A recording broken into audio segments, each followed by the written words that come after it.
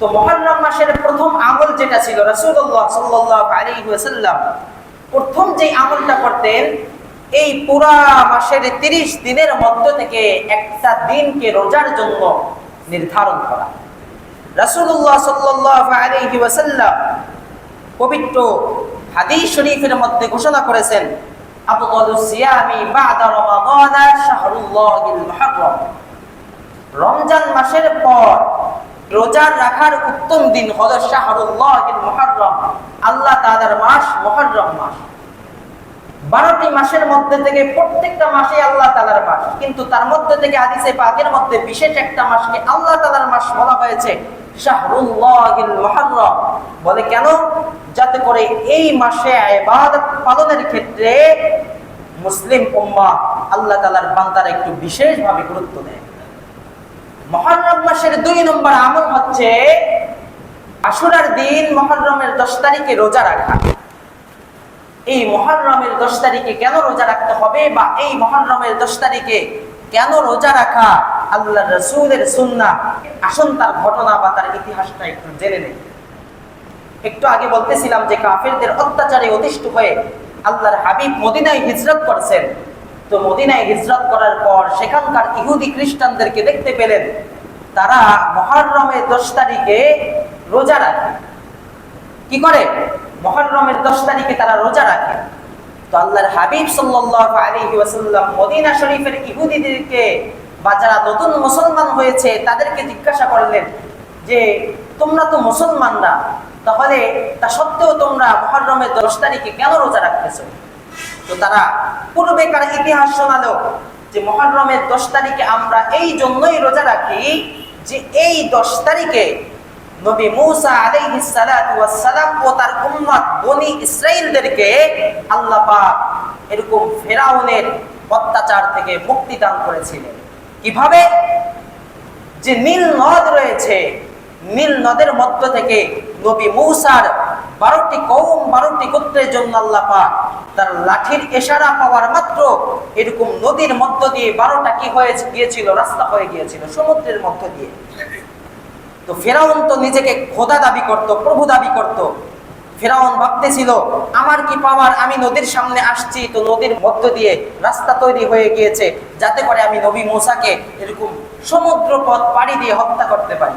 ফেরাউন তো মনে মনে আনন্দ বোধ করতেছে, কিন্তু সে জানে না যে নবী মুসা এবং তার গোত্রকে বাঁচানোর জন্য আল্লাহ পাক সমুদ্রের মধ্য দিয়ে পথ তৈরি করে দিয়েছিলেন।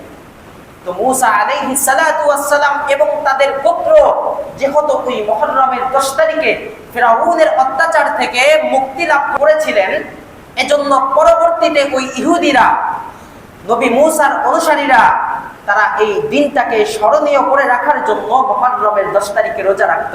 তখন আল্লাহর হাবিব সাল্লাল্লাহু আলাইহি ওয়াসাল্লাম বললেন, নাহনু আহাক্কু বিমূসা মিনকুম, যে তোমরা মুসা আলাইহিস সালাতু ওয়াস সালামের সুন্নাতের অনুসরণ করতেছো। আরে আমি মুহাম্মদুর রাসূলুল্লাহ সাল্লাল্লাহু আলাইহি ওয়াসাল্লাম ও আমার সাথী বর্গরা তো নবী মুসার অনুসরণের ক্ষেত্রে আরো অধিক যোগ্য। আল্লাহর রাসূল সাল্লাল্লাহু আলাইহি ওয়াসাল্লাম তখন তার সাথে সাথে আরেকটা হাদিস বর্ণনা করলেন, সুমু আশুরা ওয়া খালিফু ফীহি আল-ইয়াহুদ ওয়া সুমু ক্বাবলাহু ইয়াওমান ওয়া বা'দাহু ইয়াওমান। আল্লাহর রাসূল এই হাদিসের মধ্যে বলতেছেন, সুমু আশুরা, তোমরা মুহররমের 10 তারিখে রোজা রাখো, ওয়া খালিফু ফীহি আল-ইয়াহুদ, এবং এই ক্ষেত্রে ইহুদিদের বিরুদ্ধাচরণ করো।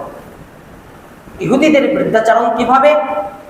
ওয়া সুমু ক্বাবলাহু ইয়াওমান ওয়া বা'দাহু ইয়াওমান, যে মুহররমের 10 তারিখে রোজা রাখো যাতে করে ইহুদিদের সাথে মিলে না যায় একদিন রোজা রাখার কারণে, এজন্য তার আগের দিন রোজা রাখো অথবা পরের দিনে, তাহলে বিরুদ্ধাচরণ হয়ে গেল। এখন এখান থেকে আমাদের আরেকটা শিক্ষা হলো, আল্লাহর রাসূল ইবাদত পালনের ক্ষেত্রে বলতেছেন ওয়া খালিফু ফীহিল ইয়াহুদ, ইহুদিদের বিরুদ্ধাচরণ করো ইবাদত পালনের ক্ষেত্রে। চিন্তা করেন, আল্লাহর রাসূল ইবাদত পালন, রোজা রাখা একটা ভালো বিষয়, রোজা রাখা একটা ইবাদতের বিষয়, কিন্তু সেখানেও বলতেছেন তোমরা ইহুদিদের বিরুদ্ধাচরণ করো, চাই সেটা একটা আমল হোক না কেন। তাহলে চিন্তা করেন, দুনিয়াবি কাজের ক্ষেত্রে আল্লাহর রাসূল ইহুদি এবং খ্রিস্টানদের কি পরিমাণ বিরুদ্ধাচরণ করতে বলেছেন। অথচ আমাদের সমাজের দিকে তাকায়া দেখেন, আমাদের মুসলিম কান্ট্রির দিকে তাকায়া দেখেন, আমরা ইবাদতের ক্ষেত্রে তো ইহুদি খ্রিস্টানদের বিরোধিতা করি না, দ্বীনের ক্ষেত্রে তাদের সামঞ্জস্যতা পালন করি। কি দেখেন না রাস্তাঘাটে লাল নীল পতাকা, ব্রাজিল আর্জেন্টিনার পতাকা, হ্যাঁ, বলে হুজুর আমরা তো ওই ইহুদি খ্রিস্টানদের ধর্মকে অনুসরণ করি না, তাদের খেলাটা ভালো লাগে এই জন্য কি করি, ওই মেসি নেইমারদের গেঞ্জি গায়ে জার্সি গায়ে দিয়ে রাখি আর পতাকা টানিয়ে রাখি। কই ভোর 4টার সময় তুমি যখন তাদের প্রেমে তাদের খেলাকে ভালোবাসার জন্য খেলা দেখার জন্য উঠো, তোমাকে তো একদিন আল্লাহর প্রেমে মসজিদে দেখা যায় নাই যে ফজরের নামাজ পালনের জন্য তুমি চলে আসছো। তাহলে বোঝা গেল যে তোমার যে ভালোবাসা ওটা প্রকৃত ভালোবাসা খেলোয়াড়দের জন্য, কিন্তু তোমার যে ভালোবাসা আল্লাহর জন্য ওটা মৌখিক, ওটা আমলগত ভাবে না।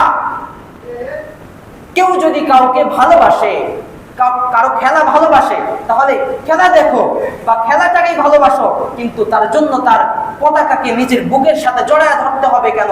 তার গেঞ্জিটাকে তার জার্সিটাকে নিজের বুকের সাথে পড়তে হবে কেন? এটা তো নিজের ধর্মকে ভালোবাসা না, অন্য ধর্মকে ভালোবাসা। নিজের ধর্মকে যদি ভালোবাসতাম তাহলে ওই লাল নীল পতাকার চেয়ে আমি কি করতাম, কালিমার পতাকায় উড্ডীন করতাম। এটা বাস্তব, এটা সত্য কথা। তো আল্লাহর রাসূল যেখানে ইবাদত পালনের ক্ষেত্রে ইহুদিদের বিরুদ্ধাচরণ করতে বলেছেন, তাহলে পোশাক আশাকের ক্ষেত্রে, আদর্শ কালচারের ক্ষেত্রে আল্লাহর রাসূল কি পরিমাণ ইহুদি খ্রিস্টানদের বিরুদ্ধাচরণ করতে বলেছেন তার একটা উদাহরণ দিই। ধরেন আমরা নামাজ পড়ি, এই নামাজের মধ্যে প্রত্যেক নামাজে একটা করে সূরা পাঠ করতে হয়, যেই সূরা পাঠ না করলে নামাজই হয় না। বলেন তো দেখি সেই সূরার নাম কি? আলহামদুস সূরা, সূরাতুল ফাতিহা। প্রত্যেক রাকাতে পড়তেই হবে। এবার দেখেন এই আলহামদুস সূরার মধ্যে আল্লাহ পাক কি বলেছেন? আমরা তো শুধু পাঠ করি কিন্তু অর্থটাকে একটু জানি। আল্লাহ পাক এই সূরাতুল ফাতিহার মধ্যে এক আয়াতের মধ্যে বলতেছেন ইহদিনাস সিরাতুল মুস্তাকিম। এর অর্থ হলো আমাদেরকে সরল সঠিক পথ দেখান। এর পরের আয়াতে রব্বুল আলামিন বলতেছেন সিরাতাল লাযিনা আন'আমতা আলাইহিম, যাদের উপর আপনার অনুগ্রহ নাজিল হয়েছে। বলে অনুগ্রহ কাদের উপর নাজিল হয়েছে? আল্লাহর অনুগ্রহ নাজিল হয়েছে নবীদের উপর, সিদ্দিকীনদের উপর, শহীদদের উপর, উলামায়ে কেরামদের উপর। বলে তাদের পথে আমাদেরকে পরিচালিত করুন, আর তাদের পথেই হচ্ছে সিরাতুল মুস্তাকিম, সরল সঠিক পথ। এর পরের আয়াতে রব্বুল আলামিন বলতেছেন গায়রিল মাগদুবি আলাইহিম, মানে আল্লাহ আমাদেরকে দোয়া শেখায় দিতেছেন যে তাদের পথে মুসলমানদেরকে পরিচালিত করবেন না, গায়রিল মাগদুবি আলাইহিম, যাদের উপর আপনার গজব নাজিল হয়েছে। আল্লাহর রাসূল হাদিসে পাকের মধ্যে জানায় দেন কাদের উপর গজব নাজিল হয়েছে?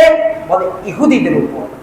আল্লাহ পাক কোরআন শরীফের মধ্যে বিভিন্ন জাতির কথা বর্ণনা করেছেন, তাদের আল্লাহ তাআলার বিরুদ্ধাচরণ করার কারণে জমিন সহ তাদেরকে ফেরেশতাদের ডানার মাধ্যমে উল্টিয়ে দিয়েছেন। পুরা জমিনকে ভূমিকম্প দিয়ে ভস্মীভূত করে দিয়েছেন, ধ্বংস করে দিয়েছেন। কেন? তারা সমকামিতা করত। কি করত? সমকামিতা করত। তারা পুরুষে পুরুষে অবৈধ মেলামেশা করত, আল্লাহ পাকের বিধানকে লঙ্ঘন করত। এজন্য আল্লাহ পাক কি করলেন? এই ইহুদিদেরকে জমিন সহ ধ্বংস করে দিলেন। গায়রিল মাগদুবি আলাইহিম, তাদের পথে আমাদেরকে পরিচালিত করবেন না, যাদের উপর আপনার গজব নাজিল হয়েছে। পরের আয়াতে রব্বুল আলামিন বলতেছেন ওয়ালাদ-দাল্লিন, এবং তাদের পথেও আমাদেরকে পরিচালিত করবেন না, যাদেরকে আপনি পথভ্রষ্ট করেছেন। হাদিসে পাকের মধ্যে আল্লাহর রাসূল জানায় দেন কাদেরকে আল্লাহ পথভ্রষ্ট করেছেন। আল্লাহর রাসূল বলেন খ্রিস্টানদেরকে আল্লাহ পথভ্রষ্ট করে দিয়েছেন। কেন? তাদের জ্ঞান ছিল যে নবী মুসা ঈসার পদে নবী মুহাম্মদুর রাসূলুল্লাহ পৃথিবীতে আগমন করবেন, কিন্তু আগমন করার পরেও জ্ঞান থাকা সত্ত্বেও, তাওরাত ইনজিলের মধ্যে ভবিষ্যৎবাণী করা সত্ত্বেও তারা নবী মুহাম্মাদের উপর ঈমান আনে নাই।